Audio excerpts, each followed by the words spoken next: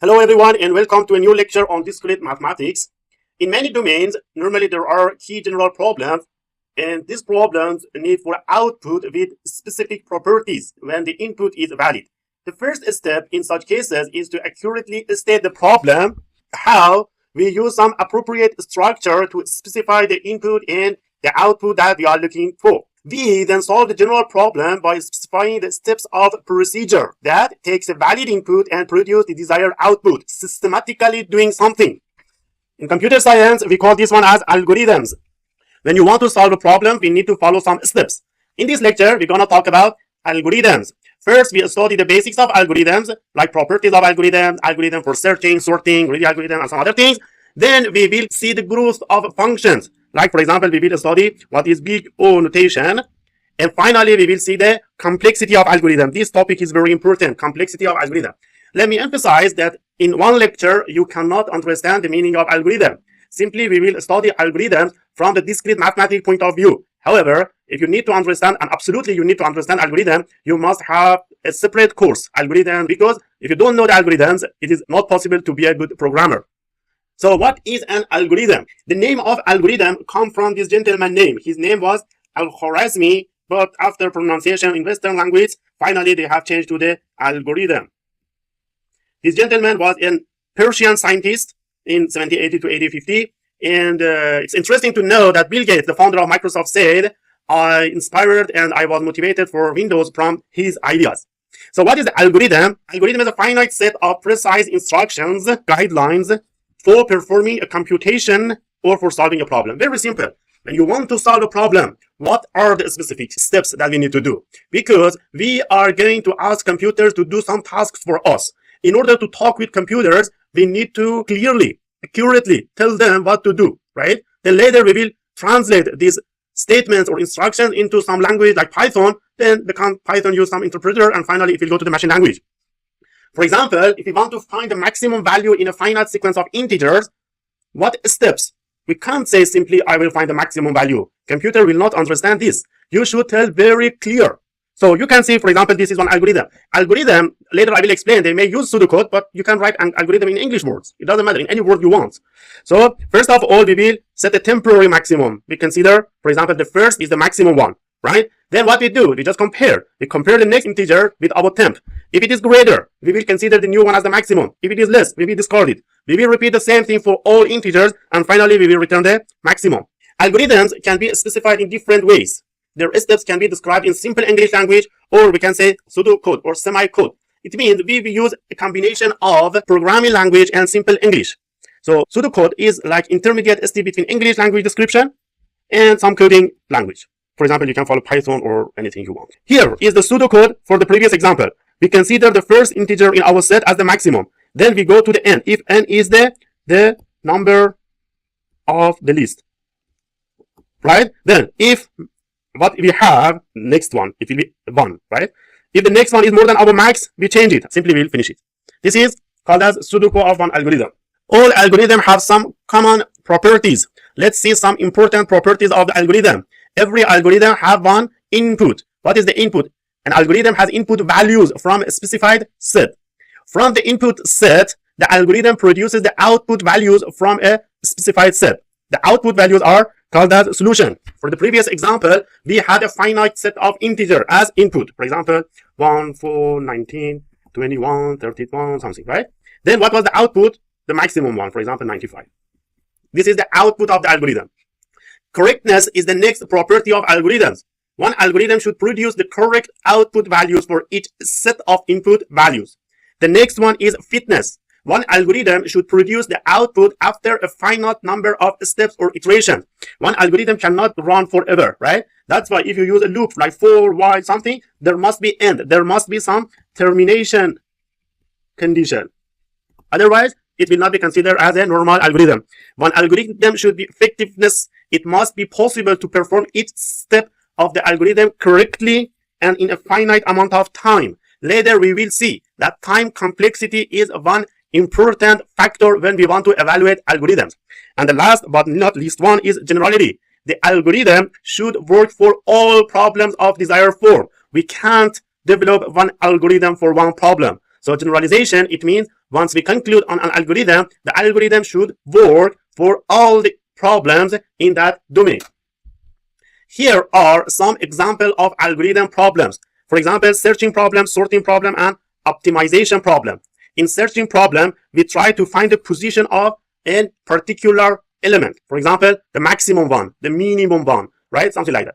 Then in sorting problem, we want to do putting the elements of a list in, for example, ascending order, right? And the last one is optimization problem. For example, we want to specify the optimal value. Optimal value can be maximum or minimum for a particular quantity of possible inputs. For each class of problem, we will see some example in next slides. The first problem that we are going to discuss is searching problems. So if we want to have a general definition for search problems, the general searching problem is to locate an element, like for example x, in the list of distinct elements a1, a2 to an, or determine that is not in the list, right? Searching, you want to search a number, a name, a product, whatever it is, right? Search problem, Google search problem, right? So search problem is very common. And in here, the solution to searching problem is the location of the term, where it is in the list. And later you may retrieve it, you may delete it, or you may whatever you want to do with that. Based on the type of search operations, we have two types of searching problem: interval search and sequential search. In the case of interval search, the algorithms are specifically designed for searching in sorted data structure. These interval search algorithms are much more efficient compared to linear search because they repeatedly target the center of the search structure and they divide the search sequence in half. For example, binary search. On the other hand, we have sequential search. The list or array is traversed sequentially and every element is checked. For example, we have linear search. Not only these two, we have too many search, like for example, jump search. We have interpolation search. We have exponential search. We have sublist search. We have Fibonacci search. We have ubiquitous and many others.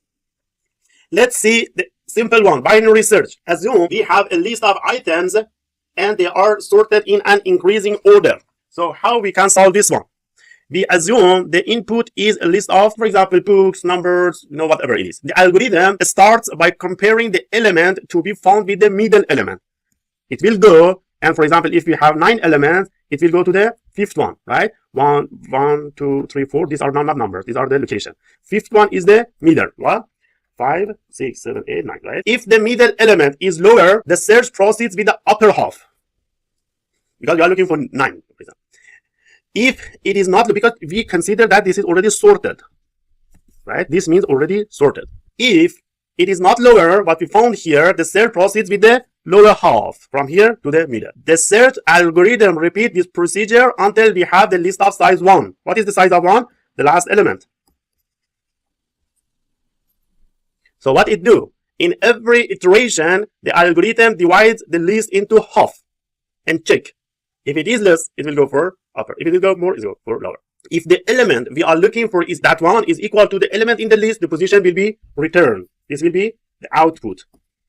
Otherwise, it will return 0, not found. Very simple, right? Here is the description of binary search algorithm in Pseudocode. So what we have here, we have a procedure, for example, or later you can say function, and the name is binary search. The input is x integer, list, and increasing. It means order or sorted. I equals 1. I is the left endpoint of the interval. And j equals to n is the right endpoint of our interval. So we compare I less than g. If yes, continue. Right? So while it means if this constraint is satisfied, then it will go. Then m will be I plus j divided by 2. It means half of the list. And compare. If a is more than am, then I is equal to m plus 1. Otherwise, j equals to m. And this will repeat to the end, then it will return the location. This is the output. Otherwise, it will fail. This means failed or not found. Okay, so here we have a list and we want to find the value of 19. It means we want to find the position of 19 in this list. And this list is a sorted list. So for example, position is 1, 2, 3, 4, 5, 6, 7, 8, 9, 10, 11, 12, 13, 14, 15, and 16. Okay, we want to apply binary search and we find the location of 19. It means this is a location, or you can say index of the value. So this is index and this is a value, right? Now we start, the lowest one is 1 and the uppermost one is 22. Okay, so we can say low is equal to 1 and the highest value is equal to 22. Okay, so index start from 0 to 16. So what is the mid here? The mid is equal to 0 plus 16 divided by 2 is equal to 8. So the midpoint is 10. Okay, now we check whether 10 is less than or greater than 19. So 10 is less than 19. We should go for this part of the list, right? So now we have 9 here as the index and 12 here and 16 here. So we go for the mid one. Mid is equal to 9 plus 16 divided by 2 is equal to 12. So the midpoint is 12, 16. The value is 16. We check whether 16 is less than or greater than 19. It's less than. So we should go for this part of our list, right? In here, we have 13 as the lowest bound and 16 as the highest bound. So mid is equal to 13 plus 16 divided by 2 is equal to 14, right? So in fact, we go for the floor, right? So in here, 14 and 14 is here 19. So the value is 14 here. We check, we compare whether 19 is equal to 19. Yes. So the search terminates and we return the position of 14 as the location of value 19. This is how binary search works. So we said there are 3 classes, normally 3 classes. There are many more for algorithms like searching, sorting, and optimization. The second problem class is sorting. To sort the elements of a list is put them in like increasing order, like numerical order or alphabetic or something. A sorting algorithm is normally we use them to rearrange a given array. So input can be array or can be list according to comparison operator on the elements. The comparison operator is used to decide the new order of element in a respective data structure. Sorting is important because non-trivial percentage of all computing resources are devoted to sorting different kinds of lists, especially applications involving large databases of information that they need to be presented in particular order, for example, by customer, by student number, part number, and these things. And also, an amazing number of fundamentally different algorithms have been invented for sort. Too many. These relative advantages and disadvantages have been studied extensively by the researchers. Sorting algorithms are useful to illustrate the basic notation of computer science. A variety of sorting algorithms are available, like, for example, bubble sort, selection sort, recursive sort, insertion sort, recursive inversion, merge sort, iterative merge, quick sort, iterative quick sort, heap sort, counting sort, radix sort, many others. So I think in your course of algorithm, you will study these things. We will understand easy one. Bubble sort makes multiple passes through a list. Every pair of elements that are found to be out of order are interchanged. So it works by repeatedly swapping the adjacent element if they are not in a correct order.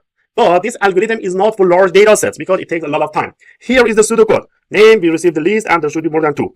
For I equal to 1 to n minus 1, this is 2 for algorithm that they traverse. So if ij, the current one, is greater than ij plus 1, then we change it, right? So if this is our list, we compare these two. For example, if this is 1 and 2, it's okay. But if it is 2 and 1, then we have to interchange.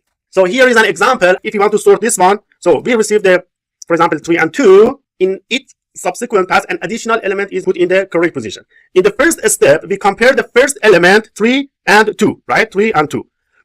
It seems they are not in correct position. Why? Because 3 is more than 2, but it should be 2 than 3, right? So we change. As you can see, we change 3 and 2. So 2 come here, 3 will be here. Then we will compare. So now 3 is here. We compare 3 and 4. 3 and 4 is okay because 4 is greater than 3. Then we compare 4 and 1. There is a problem, right? So we change 4 and 1. We compare 4 and 5. It's okay because 5 is more than 4. In the second step, we continue. 2 and 3 is okay. 3 and 1 should be changed. 3 and 4 is okay. 5 is at the end. Okay. In the next step, we do the same. 2 and 1, yes, should be changed. 2 and 3 is okay. 4 and 5, okay. And if you change this one here, then finally you come to this one. The output is in ordered list. This is the output of sort problem. In computer science and also in mathematics, we have many cases that we need to care about the growth of a function. It means if we import large number of inputs, then how is the growth of that function? In the case of computer science, we want to understand how quickly an algorithm can solve the problem. You can say time complexity, or in positive point of view, we can say which algorithm needs minimum time to solve a problem. So we can compare the efficiency of two same algorithms in terms of time, like time complexity. We also can specify whether it is practical to use an algorithm as the input growth. As input growth, does it work? Some algorithms are very good for less amount of input, but if we provide more input to those algorithms, and the same case maybe for some websites or some servers where the number of requests go high, then they shut down. So in this lecture, we will study these questions about functions and algorithms. Two of the areas of mathematics where questions about growth of function are important is number theory and combinators that we will study later. So in this, we will study big O notation and some other big omega, big theta notations. The growth of a function is shown by big O. Big O. We call it as big O, right? So the definition is if we have two functions of fx and gx, for example, they are from the set of integer or set of real numbers, we say that fx is the big O of gx if we have a c and k in such a way that fx, absolute value of fx, is less than or equal to c multiplied gx. This c will be considered as coefficient. And k is less than x. It means we want to see that if we add some coefficients to g, still it will be bigger than f or not. The concept is easy. When we have some coefficients for a function, it will grow faster. And intuitively, the definition say that fx is big O of gx. It means fx grows, because it is less than, grows slower than some fixed multiply of gx and no bound.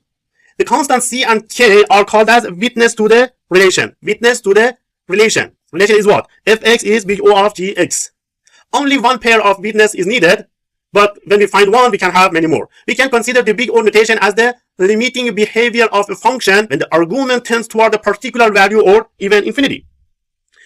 In fact, big O is a member of family notation invented by these two gentlemen, Paul Bouchman and Edmond Landonde. So why we say big O? Because big O, this O stands for ordon.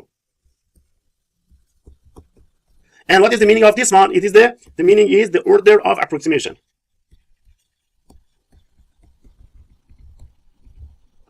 The other members are little o, big omega, small omega, and big theta, something like that. For example, for little o, we say that for all c greater than 0, there exists some n0, and for all n greater than n0, then if the absolute value of fn is equal to cgn. Here there is no equality. Here we have equality. So this is how we can show fx is big O of gx. Why we say k? Because after k it will be more, right? This is the meaning of k. Not here, not less than k, for more than k. Fx less than cgx, for x greater than, for this part, not for this part. For example, let me give you one example. If fx is equal to x4 plus 2x to the 3 plus x plus 1. This function is made of 1, 2, 3, and 4, right? So out of these 4, the one that has the highest growth rate is the one with the largest exponent. What is that? x4. So we say that fx is a big O of x4. Or simply you can say that big O of fx is x4, right? Or you can write even like this. Fx is equal to big O x4. The rest doesn't matter. This one is important. We can see some important points about big O notation. If one pair of witness is found, like what? C and K. Then there are infinity many pairs. So we can always make the K or C larger, and still we maintain the inequality of fx is less than cgx. Any pair of C prime, if you consider, for example, C less than C prime and K less than K prime, this can be also a pair of witness, since fx is less than this one, right? And also K prime is between K and X. You may also see like this, fx in big O of gx, because big O gx represent the set of functions that are O gx, right? So we can do in this way as well. Here, one example to better understand the concept of big O. We want to show that fx, as we saw already, the absolute value of fx less than or equal to cgx. This is the meaning, and this is our function. And we want to show that the big O of fx is big O x squared, or you can say big O x squared. So x is greater than 1, right? Because x is less than x squared and 1 is also less than x squared. So we can say that this function is between 0 and x squared.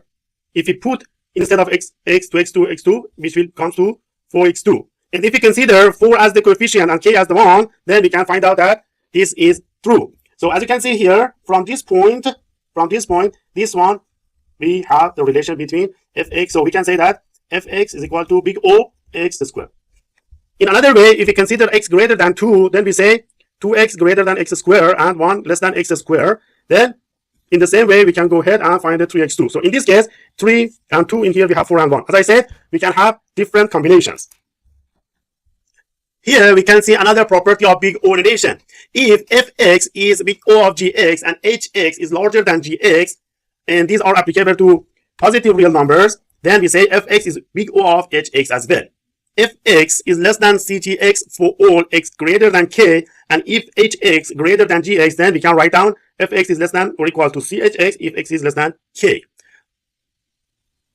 So for all x, we can apply this one, and fx is big O of hx. For many applications, the goal is to select a function of gx that we are looking for in here as small as possible. You can say up to multiplication by constant. Let's check one example using definition of big O notation. We want to show that 7x squared is big O of x cubed. So in here, when x is greater than 7, we have 7x squared less than x cubed. We can obtain this inequality by multiplying both sides by, for example, x squared, right? Then, consequently, if we consider c as 1 and k as 7, then we can say that 7x squared is equal to big O of x3. Example, show that n squared is not big O of n. In order to show that n squared is not big O of n, we must show that no pair of witnesses like c and k are available such that n squared is less than cn, not this n squared is less than or equal to cn, because here is n. And when n is less than k. We will try a proof by contradiction to show this fact. We suppose that there are some constant like c and k for which n squared is less than or equal to cn. And we say that for all n less than c and for all n greater than k. When n is greater than 0, we can divide both sides by this one by n, this one by n. Then what we will have n greater than or equal to c. This cannot hold for all n within n less than k. If we consider one value for k, we see that when n is larger than the maximum of k and c, it is not true that n is less than or equal to c. Even n is like this here. So this is a contradiction what we decided, and we conclude that n squared is not big O of n. Another example, if we have fx is equal to an xn plus an minus 1 x power of minus n1 up to a1x a0, and if a1 a0 up to an are real numbers and also a not equal to 0, then fx is big O of xn. How we can prove it? We can provide a proof using triangle inequality. So we say that fx is equal to this sequence, which is less than an xn plus an minus 1 x minus 1 plus up to 0. And if we take factorization of xn here, which is less than these values. So if we consider c as an up to a0 and k as 1, then simply we can come to conclusion that fx is big O of x to the n. Example, we want to use big O notation to estimate the sum of the first n positive integers. Because each of the integers in the sum of the first n positive integers does not exist n. All of them, for example, when we say 1, 2, 3, 4, 5, these are how many? 5 numbers, right? None of them is greater than 5. When we say first 10 numbers, none of them is more than 10. When we say first 1,000 positive integers, none of them is more than 1,000, right? So this is the assumption. So we can write like this: 1 plus 2 plus 1 is absolutely less than n plus n plus n plus n. In here, this one is absolutely less than or equal, in the worst case, that even it's not possible, 5 plus 5 plus 5 plus 5 plus 5. So by this assumption, so we can write n plus n plus n plus n as n squared, right? So we can conclude that 1 plus 2 plus up to n is big O of n squared if c is 1 and k is 1 as our witnesses. In here, we want to show the factorial function using big O notation. We know that factorial means n factorial means 1 multiply 2 multiply up to n. For example, 5 factorial is 5 multiply 4 multiply 3 multiply 2 multiply 1. Also, we know that 0 factorial is equal to 1. 1 factorial is equal to 1. Right? You know this is. The function n factorial grows repeatedly. For example, 15 factorial is something like very big. Growth is very high. So we know that n factorial can be, again, like the previous example, can be written as n multiply n multiply n multiply, which is can be n to n. So this 5 factorial is absolutely less than 5 in power of 5. We say that n factorial is a big O of n in power of n if c is 1 and k is 1. Example, using big O notation to estimate log n factorial. So n factorial is less than n power of n. We show in the previous slide, right?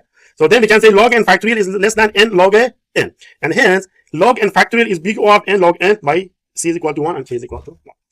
This figure showed the growth of graphs using a scale for the values of the function that double for each successive making on the graph. This is the vertical scale in the graph of logarithm. This is for 1, n log n, n log n, n square, 2n, and n factorial. So this is growth of functions. And here are some facts for combination of functions. If you have f1x and with this big O and f2 with this big O, then sum of these two, the big O of sum of these two is max of these two. It's max of. So sum is max of them.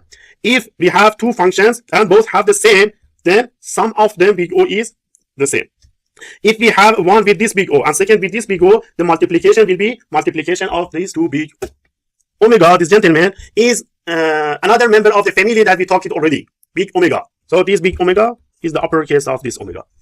So if we have two functions f and g from the set of integers or set of even real numbers, we say that fx is big omega of gx if there are c and k, in such a case that fx is greater than cgx, where x is greater than k, here greater. We say fx is big omega of gx. Big O that we discussed gives us upper bound. And big omega gives us lower bound. Big omega tells us that a function grows at least as fast as another one. Fx is big omega of gx if only if gx is big O. We should consider this fact. Here is example. Show that if fx is this, then find the big omega of where gx is x3. It means the big omega of this one is x3. You can write like this. So fx, 8x cubed plus 5x squared plus 7 is less than 8x3. We have one term, two term, three term. You remember, we select the term with the most exponent.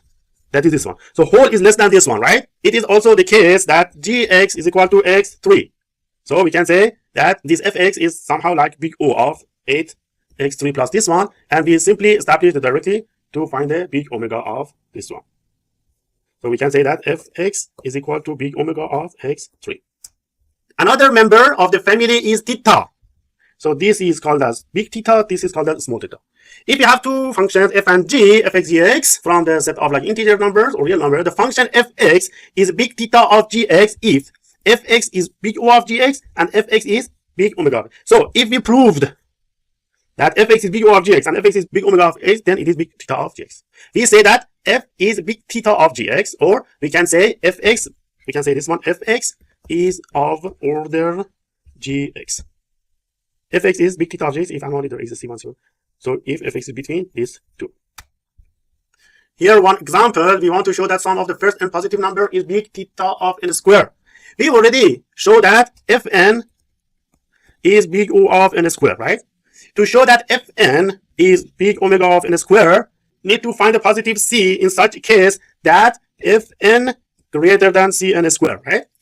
So summing only the terms greater than n by 2, we can obtain. So 1 plus 2 plus n, we can write the ceiling of n square n divided by 2 plus ceiling of n by 2 plus 1 up to n, which is less than ceiling of n by 2 plus ceiling of n by 2 plus ceiling by n. This is the maximum that we can consider. Then we can consider that n minus n by 2 plus 1 multiply ceiling of n2, which is n by 2 multiply n by 2, which is n2 by 4. If we consider c as the 1 by 4 and fn less than cn square, for all positive n, then we can say fn is big omega of n square and fn is big theta of n square. Example on big theta notation, we want to show that fx is 3x squared plus 8x log x is big theta of x2. Because 8x log x is between 0 and 8x squared, it follows that 3x squared plus 8x log x is less than 11x squared for all x greater than 1. Consequently, 3x squared plus 8x log x is, you already know that, big O x squared, right? x2 is coming from this one, right? So we can clearly say that 3x2 plus 8 log x is big theta of x squared. Okay, whatever we discussed so far in this lecture are some prerequisites to this main topic, complexity of algorithms. This topic is extremely important in computer science, and whatever you want to propose and you want to work is based on this factor. How good is your algorithm? We want to see how efficient an algorithm is, how using time complexity. Then based on that one, we can decide whether to use one algorithm or not. How based on the changing the input size. Remember that one properties of algorithm was the algorithm should be effective and applicable regardless of the size of the input. So the efficiency can be defined as how much time it needs or how much memory does it need. So if we say memory, then it will be space complexity. In some other algorithms, maybe energy is also calculated, but the main two are time and space complexity. In this lecture, we will study time complexity. Time complexity is simply the number of operations that one algorithm will do. To do that, we will use big O, if you remember big O notation, big theta notation, and big omega notation. So by knowing these things, then we can understand whether this algorithm is practical or not. To analyze the time complexity of algorithms, we need to specify the number of operations, like comparisons, like arithmetic operation, addition, multiplication, division, and all these things. We can estimate the time a computer may actually use to solve this problem using the amount of time required to do the basic operators. Normally, we ignore minor details. We will focus on worst case time complexity of an algorithm, which we call it as upper bound. This provides an upper bound on the number of operations that an algorithm uses to solve problem with input of like particular size. It is usually more difficult to specify the average case time complexity of algorithm. So here is one example. Once again, I emphasize that time complexity means the time that an algorithm takes to run a function as size of the input grows. Here is a simple example. If we have an array of 10, so the size of array is 10 here. We want to find the time complexity, or you can say function growth. As the size of this one increases, the time that it needs, how does the runtime of this function increases when we increase the array? For example, instead of 10 digits, we have 1,000, 1 million. How much then it needed? In here, we have some line of code. This one will be run one time. This one will be run one time. This one time. This one time. This one time. But here, this is going to be run how many times?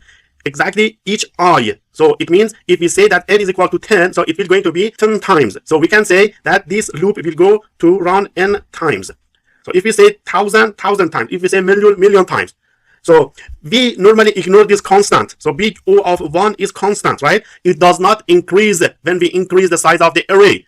But this one, we say that this is big O of n. So we can ignore this one because it is constant and this is the variable. So we say that the time complexity of this algorithm is big O n.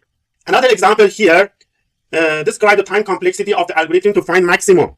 So what we have here, we have a max, we have some argument. First, so this is one time, this is one time, this is one time, this comparison one time, but here is the full loop, right? So we count the number of comparison here. This one, how many repeat? One time multiply n, right? So we say that this comparison of max less than I needs n minus I times. Each time I is incremented here, a test is made of I less than or equal to n. And also, we have one last one that is I is greater than n to terminate. So we can say that 2n minus 1 plus 1 is equal to 2n minus 1.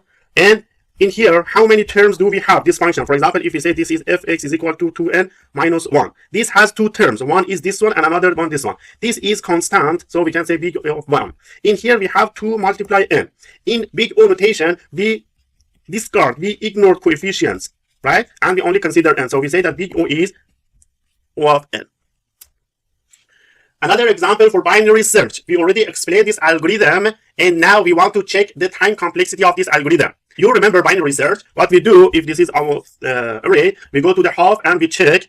This is binary search. We are looking for some number, for example. We go to the half, divide by 2, and we check whether it is greater or less. If it is less, then we will go greater, we will go to this part. Otherwise, we will go to this part. Then again, we made it half, until we come to the singleton, only 1, right? So what is the complexity of this algorithm?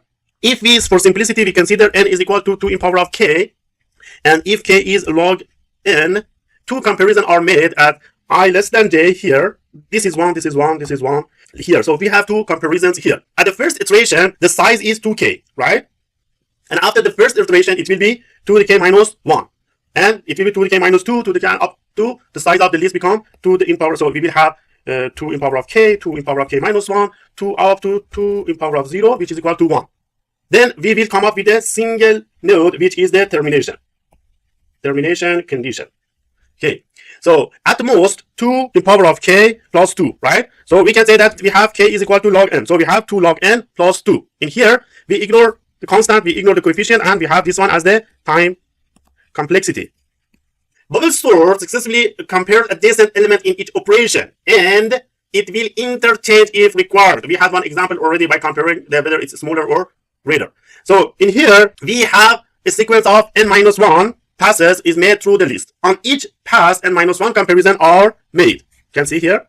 So we can say n-1 plus n-2 up to 1, which is n multiply n-1 divided by 2. The worst case complexity of bubble sort is Big-Theta of n square, because n multiply n-1 divided by 2 is 1 by 2 n2 minus 1 by 2 n, right? So we come to the conclusion, we ignore this one, we ignore the lowest one, and we consider only this one. Why we use Big-Theta here? You remember that we have big O, big omega, and Big-Theta.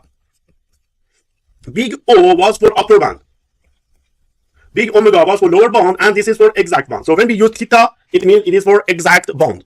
The next example is matrix multiplication. The definition for matrix multiplication can be said as C is equal to E multiply B, where C is like Mn matrix for two matrices of A and B. This algorithm carries out matrix multiplication based on the fact that we had already for matrices Aij if it is M on K, and B is equal to Bij where K into N. This is we learned in the previous lecture. So question is, how many addition do we need here in this algorithm? So we have three loops, 1, 2, and 3. This one is inner for this one, these two are inner for this one, right? So finding each entry requires n multiplication, and also n multiplication and n-1 addition, as you can see here. So we can say n all together we come to the n cube. In here we need n power of 3 multiplication and n square minus n-1 addition. And you know that we ignore the smallest one and we consider the function with the most exponents. Here we can see the commonly used terminology for complexity of different algorithms. Theta 1 is for constant complexity. Logarithmic complexity is theta log n. For linear complexity is n. For linear arithmetic complexity is n log n. For polynomial complexity is n power of the b. For exponential complexity is b in power of n. And for factorial is this one. And here we can use this table to see how long time is used for different algorithms. The first column is problem size, array size, and then we can see how different functions behave. For example, for log n, if this is 10, it needs this much in second. If it's for n, it needs this much time, this much time, this much time. And you can see here, if it is 10 square, then log n needs this much time in seconds. This s is seconds. 10 power of 9 and something. See, what is this star? This star means huge amount of time. So this was an introduction about algorithm complexity. This was a very brief introduction, and if you are interested to learn these things, you need to take a separate course of algorithm, and in there they will discuss different aspects of algorithm, how to compute time complexity, how to compute space complexity, and the other factors.